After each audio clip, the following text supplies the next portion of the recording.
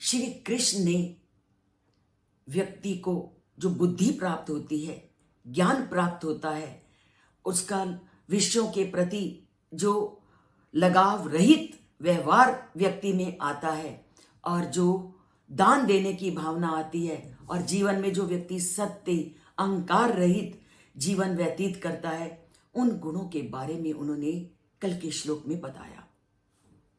आज भी उन गुणों का वर्णन करते हुए वह कहते हैं कि अहिंसा, समता, तुष्टिस्तपो, दानम, यशो, आयशः भवन्ति भावा भूतानाम मत एव पृथक विधा।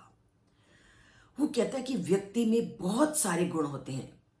कोई व्यक्ति बुद्धि की अलौकिक शक्ति से युक्त होता है, तो कोई अद्भुत ज्ञान से युक्त होता है, और कई व्यक्ति आप देखते हो कि उनको संसार में रह करके संसार से कोई लगाव नहीं होता, और कोई व्यक्ति क्षमाशील होता है, सत्य का आचरण करता है और अपनी इंद्रियों पर नियंत्रण रखता है और निरंतर शांत रहता है।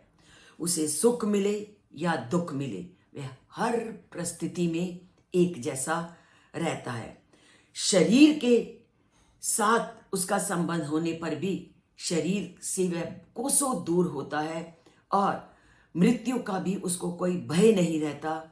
हमेशा अभय प्रदान करने वाला है और जीवन में सदा अहिंसा का आचरण करता है। धरती पर रहने वाले सभी प्राणियों के साथ एक जैसा व्यवहार करता है, तुष्ट, हमेशा संतुष्ट, और जीवन को तप साधना में लगाता है और अपने दान की भावना में अपने धन को लगाता है, क्योंकि हमारे शास्त्रों में कहा गया है कि तुम्हें धन का 1/4 हमेशा लोगों के दान में लगाना चाहिए, और कभी भी कोई ऐसा कार्य नहीं करता जिससे कि उसको अपयश की प्राप्ति हो। इतने सारे श्री कृष्ण ने गुणों की चर्चा कर दी कि बुद्धि, ज्ञान, सम्मोह, क्षमा, सत्य, दम, शम, सुख दुख में समान रहना, शरीर में रहते हुए भी शरीर से कोई संबंध स्थापित ना करना, मृत्यु से भय ना होना, अहिंसा का आचरण करना, सबके साथ समता का व्यवहार करना, संतुष्ट रहना, निरंतर प्रभु की साधना में लगे रहना और धन के कुछ हिस्से को दान में देते रहना, और ये सब गुणों को देने वाला भी मैं हूं।